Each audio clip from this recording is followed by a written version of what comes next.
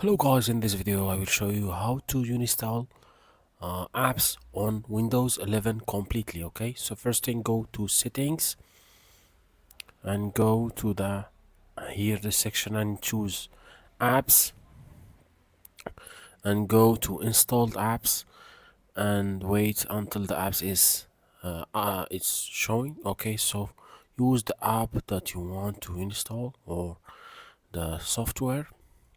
So I will choose, for example, this one, Git. Click on the 3 points and choose uninstall. Click on it, choose uninstall again, choose yes, and right now we are uninstalling or delete this app. This is the first way. Okay, so click OK. Okay, there is another way, so go to control panel and choose on the corner category and go here, programs, and uninstall programs, and choose the app or the software you want. For example, I want to install this.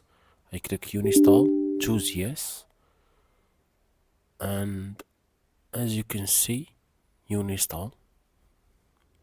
So this is how you can uninstall apps on Windows 11 completely. If you like the video, subscribe my channel, like the video, and share the video with your friends. Thank you.